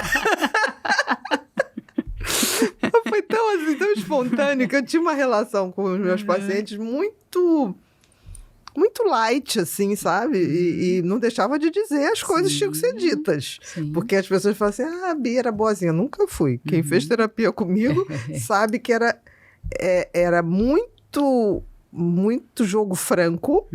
Tive muitos com muito pacientes. Respeito, mas palavras têm que ser ditas, claro. Né? Tipo assim, e você só diz coisas que precisam ser ditas, ou um amigo vai te dizer, né? Porque o inimigo não vai te dizer. Claro. Vai deixar você bem vaidoso para você ficar bem frágil e vulnerável. E aí eu me lembro que muitos dos meus pacientes, adolescentes principalmente, falavam assim, eu te odeio. Eu falei, não tem o menor problema. Eu não me odeio. Porque assim, tá limpo você me odiar. Porque faz parte disso também. Sim. Uma relação comporta ódio, cuidado, mas eu te odeio muito. Eu falei, mas não tem problema. Se daqui a uns anos você lembrar de mim, uma coisinha, você pode nunca mais voltar. Você pode ir embora hoje, nunca mais voltar. Um dia vai cair a sua ficha do que eu falei. E você vai sacar que foi carinho. Também, se não sacar, eu não vou morrer por isso. Porque eu tenho minha consciência muito tranquila. Sim. E era muito engraçado, que aí eles voltavam, falando, não, eu resolvi voltar. E aí, olha aí. Como a verdade é poderosa, né? E você sabe que você contou do iPad, né? O Nietzsche, ele vai trabalhar a noção do sofrimento como algo indispensável e fortalecedor. Então, ele falava uma frase muito estranha. Ele dizia assim, se eu fosse desejar algo, a pessoa que eu mais amo, meu melhor amigo, eu desejaria sofrimento. Porque o que não te mata te fortalece. Te fortalece, exatamente. Então, existe dentro de nós um gradiente, né? A gente vai setando nas pontas sempre o maior sofrimento. E não, que a gente vai buscar sofrimento. Sim, mas quando ele vem, que ele seja uma máquina propulsora de buscas. Que fortalece, exatamente. Que me deixa mais forte. E você só é testado na dificuldade. Porque se tá tudo bem, você não sai da zona de conforto. Exato. A água fica parada, vai fazer lodo, não tem jeito. Exatamente. E sempre temos a liberdade. Liberdade é outro termo da filosofia maravilhoso. Liberdade. Então, Sartre, ele vai falar que nós somos condenados a sermos livres. Exatamente. Paradoxo, né? Quem é condenado tem liberdade, mas ele diz que nós estamos condenados, porque sempre há uma opção. E pagaremos pelas opções. E quando eu não tomo uma opção, eu já estou tomando a de não tomar. Então, é uma opção. E vai ter que aceitar o que vier daí. Exatamente. E aí, Bia, falando novamente de natureza, a gente compreende que essa é a nossa condição. Dentro do reino animal que nós fazemos parte, nós somos diferentes do restante da natureza justamente pela liberdade da nossa espécie. Nós somos Homo sapiens sapiens. O homem que sabe que sabe. E isso tem um peso, às vezes insustentável. Saber que a gente sabe. Porque isso é lindo, porque nós somos os únicos animais que temos essa noção. A gente sempre sabe. Às vezes, você não sabe consciente, mas inconsciente, você sabe que tem alguma coisa errada ali. E muitas vezes a gente se fecha até numa postura um tanto vitimista de eu tenho que fazer isso. Não. Quem tem que fazer isso é a abelha, que não sabe que sabe fazer mel. Exatamente. Lhe é imputado fazer o mel. Ela só sabe fazer o mel. Ela não sabe que sabe. Por isso que ela faz todo dia a mesma coisa. Agora, eu sei que sei. Então eu tenho liberdade de escolha, de fazer ou não. E se algo me for forçado como um campo de concentração, ainda assim eu tenho liberdade de escolher como reagir. Dentro daquela situação. Ainda assim. Né? Eu posso largar a condição humana, de ser humano, ou seguir nela. Exatamente. Isso é maravilhoso, né? E isso eu acho que quebra muito aquele discurso que eu acho muito ruim, do tipo assim, não, a gente é agressivo porque na natureza nós somos animais de busca. A história da humanidade não mostra isso. Por exemplo, na hora que existe um holocausto, na hora que o Franklin dizia, né, naquele horror, as pessoas ainda assim olhavam para cima e rezavam. Ainda assim. Quer dizer, se fosse assim, um estava comendo o outro dentro do campo de concentração. Né? Teria um, tipo assim, morreu, vamos aproveitar para comer aqui. E ninguém fez isso. Há sempre uma liberdade de escolha. Eu seria aquele que constrói a câmara de gás ou aquele que entra com a dignidade com o salmo na boca, que ele diz, né? Exatamente. De cabeça erguida. E ainda assim ajuda os outros. Né? É maravilhoso. A escolha não tem jeito. Sartre falava, eu sou o que eu fiz com o que a vida fez em mim. Exatamente. E é sempre assim, desde que a gente está exercendo esse saber que eu sei. Você pode ignorar, mas a gente sempre sabe. Exato. Né? E aí a filosofia vem ensinar a gente a ouvir. Né? É tão lindo isso, né? É porque as pessoas não param para pensar nessa dimensão de saber que eu sei, né? Porque as pessoas acham que saber que sabe é saber que a vida tem fim. Só que a vida tem fim, mas você tem um sentido e propósito para cumprir. E se tem uma coisa difícil hoje em dia, Bia, é parar para pensar. Então, é tanto barulho, é tanta distração. Imagem, porque no fundo é uma fuga. Se eu parar, eu penso, se eu pensar, eu choro, então não vou parar. Exatamente. E quando a gente para, o que vem à tona dentro da gente é uma criança ferida. E depois que eu vejo essa criança, eu preciso tratar dela. Você precisa acolher essa criança, né? E eu sempre falei isso, a terapia começa quando você deixa de culpar pai e mãe. Exato. Por tudo que aconteceu e você assume ser pai e mãe dessa criança ferida que você deixou lá atrás. Autorregulação. Nunca. Porque o pai e a mãe vai errar. De qualquer forma. É ser humano. Você idealiza pai e mãe como se fosse Ave Maria e São José. Nunca vai estar bom, né? Sempre mesmo vai deixar assim ferida. Você pode mudar. Vai deixar ferida. Sim. E tá tudo certo. A terapia começa aí. Aí, nessa autorregulação. Eu ser uma adulta funcional, racional, olhar para minha criança e dizer a ela aquilo que precisa ser dito. Sartre trabalha essa noção do autodiálogo na Autotranscendência do Ego, um livro dele. E essa autorregulação, ela é importante para modificar os padrões de comportamento. Por que eu me comporto assim? Alguma coisa, racionalmente, eu não quero agir, mas eu ajo. Tem alguma coisa. Tem algo que eu tenho que fazer para mudar isso. Considerando que as pessoas não vão mudar ao seu redor. Exato. Alguns sim. Por escolha, sim. Não por você. Né? Ninguém muda ninguém. Se alguém está do teu lado e mudou, porque foi uma resolução, uma decisão daquela pessoa. Como diz Sócrates, né? De dentro para fora, maiêutica. Tá dentro de mim. Não existe outra possibilidade. Tá dentro de mim. Se mudar com o teu processo, ok. Mas não conte com isso para fazer suas mudanças. Exato. Porque quando eu fazia terapia de casal, era muito engraçado. Não, mas se ele fizesse isso e isso, eu ia fazer isso, isso e isso. Não, mas se ela fizesse isso, isso e isso, eu ia fazer... Eu falei assim, considere-se que você não conhece ele, nem ela conhece você. O que você faria no mundo? Ia esperar encontrar para ser isso aí que você está dizendo que gostaria de ter sido e foi impedido? E até mesmo quando você deu o exemplo do casal, existe uma falta de respeito ali, eu sou responsável por ela, de certa forma, porque as pessoas nos tratam do jeito que nós permitimos a elas que elas nos tratem. Então, a primeira agressão eu não sou responsável, mas a segunda eu sou. Sim. Porque eu permaneci ali e autorizei, a próxima. a próxima. Então, até mesmo nisso tem uma responsabilidade de ação que me é própria, única. É difícil? É. Porque você tem que ser mãe e pai de você mesmo. Você tem que ir lá resgatar essa criança e dizer, pode vir, Sim. que eu estou preparando um terreno seguro para você. Não virar do pai, da mãe, Dizem do que parceiro, da parceira. Não virar. Dizem que a segunda parte da vida é sobre se curar da primeira. Exatamente. E diga-se de passagem, é a melhor. Né? Se você conseguiu chegar nesse ponto, é a melhor. Com certeza. Rô, vamos botar aqui o repórter Pipinho, que tem perguntas aqui.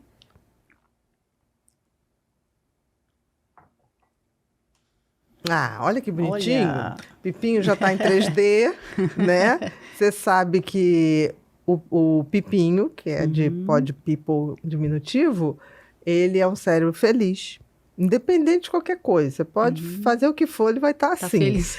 Ele só ouve bons conteúdos, ele está sempre de headphone, tá? Então, ele está gostando dos conteúdos que ele está ouvindo aqui. E eu sou uma mãe muito autoritária, não deixo ele ver nada que seja diferente de bons conteúdos.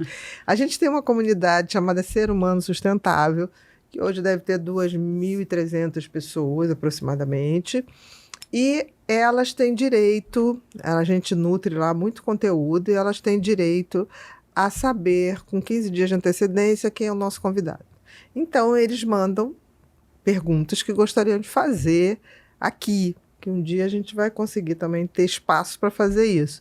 Então, a gente seleciona 10, mas não é que a gente seleciona, a gente tenta pegar uma que responde 3, por exemplo. Tá? E a gente não filtra. Ok. A gente seleciona. Vamos lá? Vamos lá. Bora lá? Qual corrente filosófica, na sua visão, melhor oferece alívio para a ansiedade? Olha, se fosse necessário escolher uma, o ideal seria a juntar junção, um pouquinho de cada uma. Mas eu votaria no estoicismo. O estoicismo, ele é muito prático, ele simplifica a nossa vida e eu votaria no estoicismo. Até nessa coisa da dicotomia, né? Do tipo, isso está sob meu controle ou não está? E também a forma como eles viviam é uma forma que alivia a nossa vida complicada, descomplica a vida. Perfeito. Próxima, Rô. Em que momento a filosofia passou a tratar a ansiedade como tema central? Olha, eu penso que a filosofia nunca tratou a ansiedade como tema central. A filosofia trata a vida. Uma vida que, se vivida dessa forma, ela vai vivenciar a ansiedade na finalidade que ela existe. A ansiedade, ela é boa, é necessária para a nossa proteção. Então, o sistema de luta e fuga, ele é ativado frente a uma ameaça real. Sim. Então, a filosofia, ela vai tratar esse estilo de vida que organiza a minha amígdala cerebral, meu sistema de luta e fuga, para que ele funcione na hora que tem que funcionar. E quando ele é acionado fora dessa hora, que você seja capaz de falar, não é desse tamanho, exato, essa situação. Vamos você regular. Ter essa reflexão. Vamos regular. Perfeito. Porque, na realidade, né, tem esse mal-estar, né? A ansiedade é um mal-estar. Quando ela vai ficando maior do que deveria, né? E todo ser humano passa por isso. Passa por isso. Né? Em que momento... tá. Próximo. Quais atividades cotidianas ajudam na autorregulação emocional? Atividades. Bom, vou pensar numa lista aqui. Primeiro, terapia. E o contato com natureza, atividade física, alimentação saudável e pessoas que ajudam as minhas emoções se regularem. Existe em torno de nós uma frequência energética.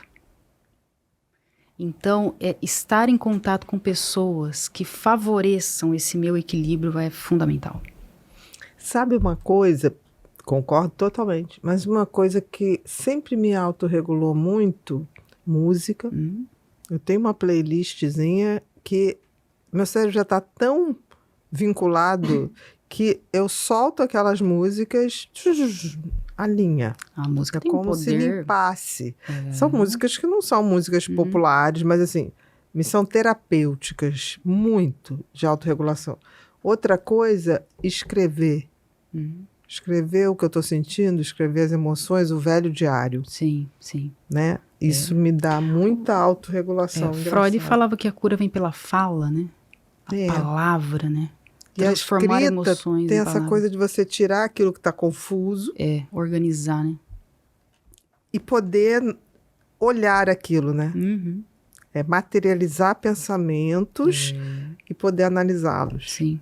Então, tanto que eu estava lendo que a Dinamarca tirou totalmente. A Dinamarca foi o primeiro país a botar tablets em todas as salas. Ela está tirando tudo de novo. Que maravilha. Vai voltar para o lápis, papel, caneta. Coisa boa. Porque eu acho que isso, você escrever e ler o que você escreveu, é tão maravilhoso. Somos os únicos animais que podemos fazer isso. Exato. E a gente está deixando de usar. E sair um pouco do virtual, né? E por mais concreto. Facilita até você falar dos seus sentimentos e falar das coisas, né? Próxima, Rô. Como a regra de Hebb ou Hebb? Hebb. Se relaciona com a formação de padrões comportamentais. O que é a regra de Hebb? Também chamada de lei de Hebb, maravilhosa. É da neurociência. Lei de Hebb. É sobre neuroplasticidade? Tá. Padrões de repetição. Tá. Então, Donald Hebb, ele vai fazer uma pesquisa, né, e comprovar cientificamente que a repetição de certos comportamentos fazem neurônios serem ativados simultaneamente, juntos. Então, é como se você criasse circuitos novos que passam a funcionar de forma integrada. Exato. Tá. Então, abre-se um novo caminho neural através da sinapse que se dá pela repetição. Então, Sócrates, ele vai tratar... Aristóteles, na Ética Nicômaco, ele vai tratar sobre o hábito. Nós somos o que fazemos repetidamente. Isso mesmo. Então, isso para tudo. Se eu repito a mesma ação todos os dias, eu vou me tornar boa nisso. Seja da forma positiva, num aprendizado de uma língua, de tocar piano. Né? Tocar piano é um negócio absurdo, né? Uma mão lê uma linha e a outra linha completamente diferente ao mesmo tempo. Como isso? Pela repetição. Repete, repete, repete, até que há uma sinapse, abre um novo caminho neural. E aquilo se torna quase automático. Da mesma forma, padrões de comportamento negativos, digamos assim, como, por exemplo, o hábito de reclamar, fortalece uma área cerebral da negatividade e enfraquece uma área cerebral da resolução de problemas. Da proatividade. Né? Então, a lei de Hebb, ela tem total importância, formula padrões comportamentais. Para o bem ou para o mal. Exatamente. Aí você escolhe. Aí você está condicionado a escolher que padrão você quer. A gente é o que a gente faz todo dia. Isso é bem Aristóteles. Próxima, Rô. Quando a filosofia aplicada deixa de ser suficiente, é necessário investigar causas psíquicas. Boa. Quando eu percebo que o que está causando esse sintoma que eu quero me livrar não é algo relacionado ao momento presente. Ou é algo que a minha consciência não alcança. Dá um exemplo para as pessoas. Tá. Perfeccionismo. Pessoa perfeccionista. Aí chega no seu consultório e fala, eu sou perfeccionista. Aí você fala assim, tá, então vamos lá, vamos trabalhar isso. Você não precisa ser perfeccionista. Você pode fazer isso. Aí a pessoa entende, ela compreende isso, mas ela não consegue mudar esse padrão. Aí a gente vai examinar, a gente vê que o perfeccionismo, na verdade, não está ligado à busca de excelência. O perfeccionismo está ligado à proteção. Ao medo de errar. Proteção da dor que eu já senti quando eu errei. E eu não quero sentir mais. Aí eu preciso investigar a causa psíquica. Não Perfeito. é só filosofia, não está resolvendo, porque não está no eu consciente. Que a filosofia detecta o que está acontecendo aqui e agora. A filosofia é a racionalização. Exatamente. Só que quando eu falo eu sou isso, eu sou aquilo, eu estou falando de uma parte de mim. Uhum. Existe um eu que eu não tenho consciência. Que, aliás, é muito relevante sobre o meu comportamento e as minhas reações emocionais, né?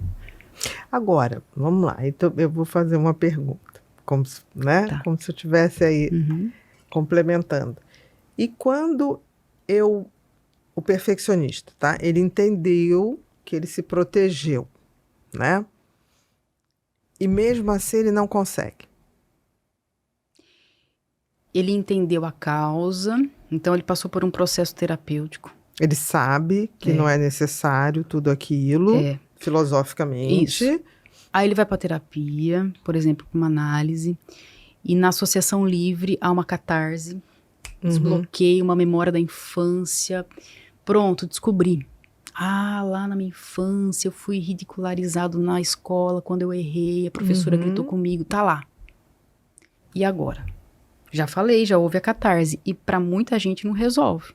Exatamente. Aí há necessidade de novas experiências. Então, o trauma foi uma experiência dolorosa. E eu preciso de experiências curativas. Novas experiências. Novos caminhos. Que eu vou experimentando uma situação parecida para que eu ressignifique isso depois da terapia, depois de fortalecido. Vou usar o exemplo do gato. O gato fez terapia. Aí ele descobriu, eu tenho medo de água porque jogaram água fervendo. Água quente, Aí a psicóloga fala assim, então, mas a água não queima. Tá bom, entendi.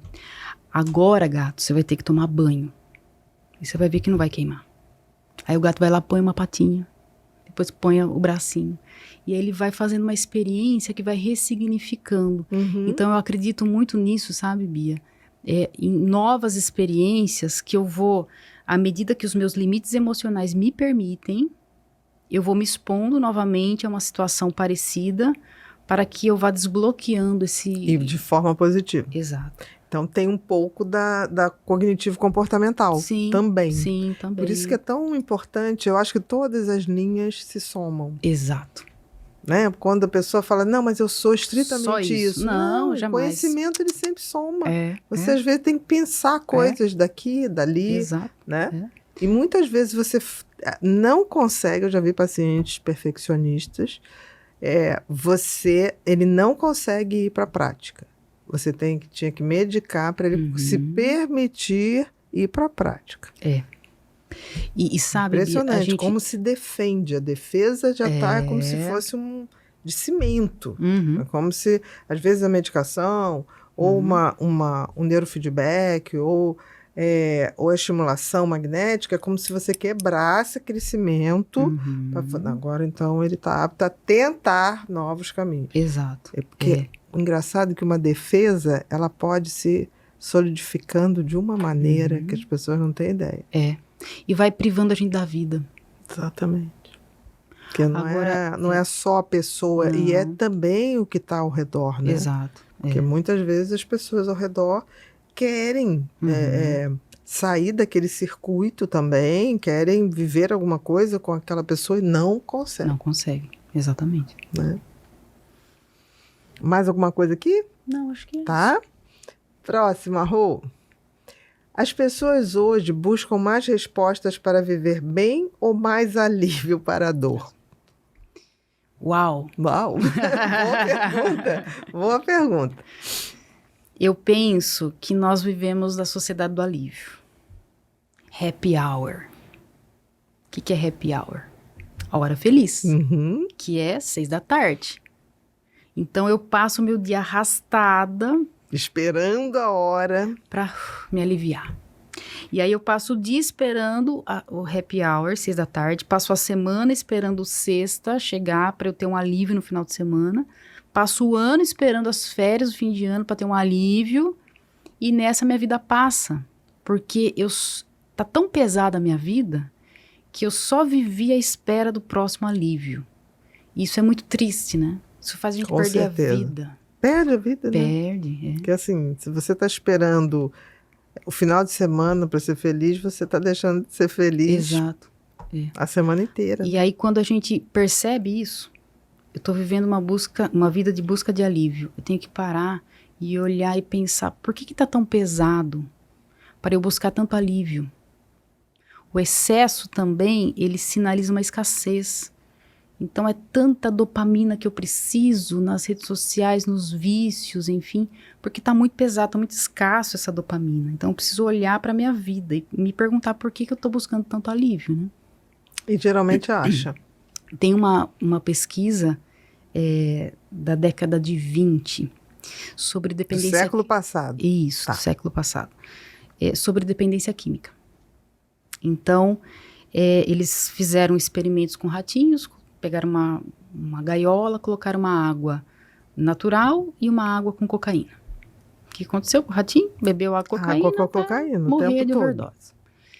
Aí, na década de 70, um pesquisador chamado Bruce Alexander, ele retoma a mesma pesquisa. Só que ele modifica o ambiente.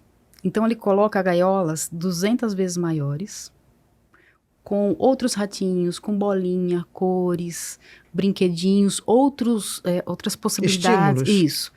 200 vezes maiores e, junto a isso, as gaiolinhas da década de 20. E dentro das duas gaiolas, a água potável e a água com cocaína. Ele chamou esse experimento de Hatia Park. Nas gaiolas do Hatia Park, houve um consumo 19 vezes menor da água com cocaína. Uhum. Por que eu estou colocando essa informação aqui? Porque a gente precisa olhar para a gaiola. Eu preciso mudar a minha gaiola. Por que eu estou precisando tanto desse recurso de abstração da realidade? Por que eu preciso desse ópio? E o ópio não é só a cocaína, tudo que é em excesso, remédio em excesso os é um vícios veneno. comportamentais também, né? Então o jogo, né? É. Então é um alerta para nós, né? Por que eu estou precisando tanto me aliviar? Porque a gaiola está muito ruim. Eu preciso ampliar a gaiola, colocar, ajustar a coisas minha mais vida. saudáveis, né? Exatamente. E se relacionar, né? Porque aí tinha mais opções de relacionamento Exato. também, né? Perfeito. Então a gente está mais buscando alívio para a dor. De uma forma geral, né? Isso. Próxima, Rô.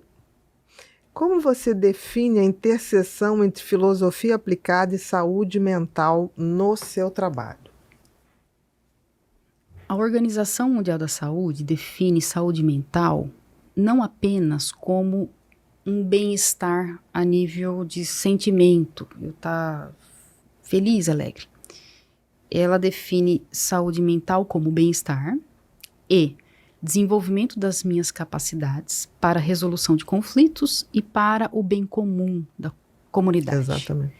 O que a filosofia tratou durante todos esses milênios de anos? Isso. O bem-estar, o desenvolvimento das minhas capacidades, é o daimonia, o propósito, resolução capacidade de resolver os conflitos e problemas. E o bem comum, né? A polis. Que é a definição de felicidade, praticamente. Né? Exato. Você vai, segue sua missão e tem que te fazer melhor e você ainda assim tem que somar. Exato. Na questão do bem comum.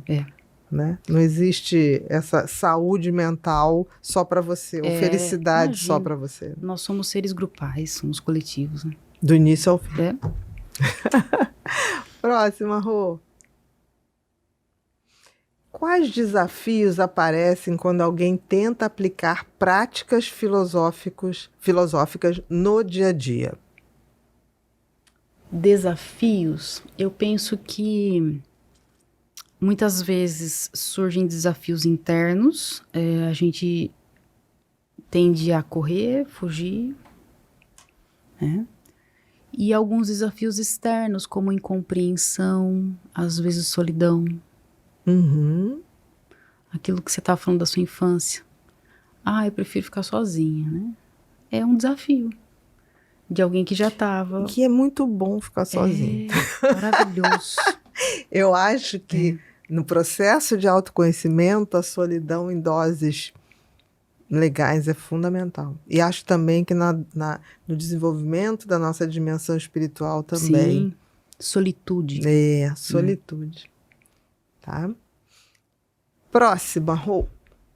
Que obra ou filósofo orienta de modo mais consistente, a sua abordagem clínica? Ai, meu Deus. Vou pensar aqui uma... Não, eu acho que você não precisa falar Tá. Nenhuma obra, nenhum filósofo. Tá, então se eu fosse colocar o top 5 aí. Vamos lá. Colocaria Ética Nicômaco de Aristóteles e as obras dos estoicos. Então, Meditações de Marco Aurélio, Manual de Epiteto, Brevidade da Vida de Sêneca. Seriam essas obras principais. Então, você falou 4, né? Eu colocaria, então, A Tranquilidade da Alma, de Sêneca também. Tranquilidade da Alma. Quase todos estoicos. Quase todos estoicos. Não, mas teve o Aristóteles. Tá, você é mais Aristóteles do que Platão. Sou. Próxima. Rô. Qual mensagem você deixaria para quem busca autoconhecimento por meio da filosofia e da terapia? Essa está ousada. A mensagem que eu deixaria seria coragem, vá até o fim dos seus dias, porque autoconhecimento é algo que a gente vai construindo, porque a gente vai se transmutando, se transformando, então eu preciso sempre me conhecer numa nova versão, e vá com coragem até o fim nisso, porque somente quem se conhece é que é forte interiormente. Eu só sou resistente às críticas, ao que me acontece quando eu me conheço. É verdade. Então, e tem aquela história, né? Que a gente não se banha com a mesma água 2 vezes, Heráclito né? de Éfeso. Exatamente. Não tem como, não tem né? como, então você vai ser vários vocês durante a vivência. Sempre se conhecendo. Sempre. Não muda, né? Não muda. Você nunca vai voltar. Você pode voltar no mesmo lugar, mas não no mesmo tempo. Já o vai tempo ser vai outro ser rio. outro, aquele lugar vai ter outras energias, e você talvez também já seja outra pessoa quando ali voltar. Tem uma frase que eu ouvi, que eu guardei pra mim: o mundo vai te perguntar quem você é. E caso você não saiba a resposta, ele vai fazer questão de dizer, só que na versão dele. Com certeza. Então eu preciso saber quem eu sou.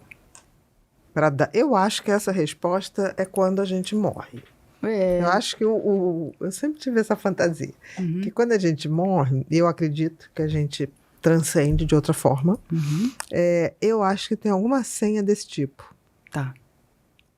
Do tipo, quem é você? Ou quem era e quem é agora? Eu acho que tem uma avaliação assim de... você se tornou uma pessoa melhor? Se tornou... Desenvolveu dentro desse útero? Vai pro lado direito. Tá pronto pra nascer? Tipo assim, piorou, vamos pro lado esquerdo. Porque aqui tem a faculdade. A gente entra na faculdade, as provas vão aumentando a complexidade. Como um bebê no útero, né? Desenvolveu? Tá pronto pra nascer? Exatamente. Esse desenvolvimento.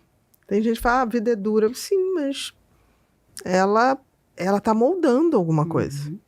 E acho pouco provável que a gente seja moldável em zona de absoluto conforto. Nietzsche fala que não. Eu concordo com ele. Próxima, Rô. Nós chegamos agora numa outra parte, que é o momento pipim. O que é o momento pipim? Agora relaxa, que agora é brincadeira. Prova o seu chá, por favor. Eu provei, é uma delícia. Provou? Não tem açúcar, tá? Esse açúcar é da decantação das substâncias. Parece que tem açúcar. A canela é doce. Olha só. Quando você bota ela em decantação. Olha, muito bom. Tem outras substâncias, mas o que dá esse docinho é a canela. A canela tem açúcar. Engraçado, né? Dela, né? A gente só se repara no cheiro, né? Mas esse sabor predomina é a canela mesmo. Não sabia, não. Agora, momento pipinha é aquela brincadeira que eu falo uma palavra ou falo uma frase para você completar, Ok. que é livre associação, mesmo, tá? Ok. Tá falando mesmo porque já teve gente aqui que deu resposta do livro, falei assim, não, livre associação é livre associação mesmo, porque Tá. era nada a ver com nada, mas Ok. O que vier na cabeça. o que vier na cabeça, tá? Não é aquela coisa. 1, cor predileta. Verde. Ah, você falou mesmo. 2, uma lembrança feliz da infância. Natureza. Eu gostava de brincar na natureza, nos bichinhos. E era possível naquela época? Era possível naquela época. Tava na rua, tava... 3, felicidade. Felicidade é aquilo que todo mundo busca e que pouca gente encontra, mas quem encontra, encontra dentro de si. Perfeito. 4, um hábito essencial. Orar. 5, um medo. O único medo, talvez, seria o de não estar fazendo algo que esteja dentro da vontade de Deus para minha vida. Perfeito. 6, amor. Amor, ele se fez humano, foi pregado na cruz e nos mostrou o caminho. 7, um erro que te ensinou. O erro de ter me preocupado. Deu tudo certo. Não estava sob seu alcance, seu controle naquela hora e você dedicou energia para isso. Exato. Tá. 8, se o mundo acabasse amanhã, o que você faria hoje? Hoje eu estaria aqui na sua frente gravando esse podcast. Fazendo o que você faria de qualquer maneira. Exato. E tem uma coisa, você falou isso, eu sempre tenho um raciocínio que eu vou morrer como eu vivo. Se eu estiver bem, eu vou morrer bem. Uhum. Se eu estiver mal, não vou ter uma boa morte, né? Então, assim, se a gente estiver fazendo tudo que a gente pode fazer, eu acho até que a morte, quando chegar, dá a mãozinha pra gente com generosidade. Exato, é isso mesmo. Eu tenho essa fantasia. Se vai dar certo ou não, não sei. Se você pudesse escolher um superpoder, qual seria e por quê? Qual que é superpoder? Seria o superpoder de ver claramente a criança interior das pessoas que eu tento ajudar a se curarem. E passar para elas o que Isso, você está vendo, né? É aqui. E se pudesse, eu fico pensando, né? Não sei daqui a quantos anos, mas muito em breve a gente vai conseguir pensar e projetar numa tela de computador o que a gente está pensando. Aí seria mais maravilhoso ainda. Né? Tá vendo essa criança? Aqui, ó. É você! Eu vou abrir aqui na sua linha do tempo. Tá preparado? Isso vai ser fantástico, né? Não sei se a gente vai estar preparado para isso, mas vai ser fantástico. E 10, uma frase ou um pensamento que você ama. Pode ser uma frase, pode ser... Não precisa ser a frase em si, pode ser o que a frase quer dizer, pode ser seu, pode ser de um poeta, de um filósofo, como você quiser. A nossa vida é um presente de Deus. E o que nós fazemos dela é nosso presente para Ele. Então, é um caminho de ida e de volta. É uma retribuição. De chegadas e partidas. Retribuir a Ele o que Ele me deu. Mas é chegadas e partidas, né? A mesma plataforma que a gente é deixado, a gente parte também. Perfeito. Querida, muito obrigada. Eu adorei. Bom, adorei. Então, fiquei adorei honrada. mesmo. Que isso? Puxa vida. Olha, continue o seu trabalho. É belíssimo, belíssimo. Agradeço. Porque assim, as pessoas precisam ter informações que as façam descobrir quem são. Porque senão essa epidemia de adoecimento, de ansiedade, de depressão, de vícios, só vai aumentar. Apesar de todo o desenvolvimento tecnológico, né? Então, tem que começar pelo início. Queria agora te dar uns presentinhos. Opa. Vamos lá. Você vai botando tudo do ladinho que as crianças vão arrumar. Você vai sair daqui com tudo arrumadinho. Esse livro, Janelas da Mente, são 12 contos sobre transtornos que eu atendi, eu fiz com o Eduardo Melo, que é um publicitário. Claro que trocando o nome, algumas características foram enfatizadas, que faz a gente pensar que os transtornos também acompanham os valores sociais do momento. Muito bom. Então, é para ler um por dia, tá? Ótimo. Um contozinho por dia. Esse livro aqui eu escrevi durante a pandemia, tá? Porque eu falei, não vai dar para ficar esperando a morte chegar sem falar um pouquinho sobre tudo que eu achava sobre felicidade. E esse aqui, que foi lançado no final do ano passado, chama Um Tempo Para Mim, que eu digo que é tem o skincare. Esse aqui é o mental care. Uau, que são 10 minutinhos. E eu todo dia de manhã faço as minhas conexões com o designer do universo. E muitas vezes me vêm frases que eu anoto. E aí eu fui descobrir que tinham muitas frases. E aí a gente pegou uma frase por dia. Muito bom. E tem uma partezinha para a pessoa escrever o que ela sentiu, se ela não sentiu. Então, pode abrir aleatoriamente, como pode abrir de acordo com o dia. Muito Isso bom. aqui é a pulseirinha que veio para a gente colocar e lembrar da gente ter um tempo para a gente, né? Que eu acho fundamental. Muito bom. Mas não acabou não, tá? Meu Deus. Hoje o nosso episódio foi patrocinado pelo suplemento Axon. E você vai ganhar o Axon para você poder testar e dizer pra gente o que achou, o que não achou. O Axon é bem legal quando a gente precisa daquela forcinha de mais atenção, mais concentração e disposição física. Muito bom. Sempre tomar pela manhã, tá? Para nós mulheres ainda tem uma vantagem que ele tem fibras. Olha. Então, o intestino agradece, porque nós mulheres tendemos a ter o intestino mais preso. Coisa boa. Mas não acabou, calma, não é porque não é Natal, tá? Mas a gente sempre faz isso. Isso aqui é uma eco bag do Pipinho, simpático. E atrás o nosso lema, faça, aconteça e inspire. Que lindo. Tá? Que a gente está aqui para isso, senão a natureza descarta a gente. Nossa, um caderninho lindo, aqui do Pipinho para você poder botar seus sonhos, seus projetos. Que eu acho que tudo que a gente escreve ganha uma força muito grande de realização. Eu tenho esse pensamento. Aqui. E, por fim, a gente tem aqui uma canequinha do Pipinho para você tomar um chazinho, uma água, um café e lembrar da gente. Ai, que graça. Tá? Lindo, Bia. Muito obrigada. Nada, minha querida. Agora é aquele momento que você vai olhar para aquela câmera, esquece a educação, não me olhe e dar todos os seus recados. Onde te acham, quem quer se desenvolver, quem quer fazer disso também, não só uma automelhoria, mas uma prática de ajudar outras pessoas, tudo tá aí. É contigo. Muito bom. Leva o microfonezinho, isso, e fala tudo que você tem que falar para as pessoas. Eu gostaria de convidar você a se encontrar comigo na grande ágora dos nossos tempos, que são as redes sociais.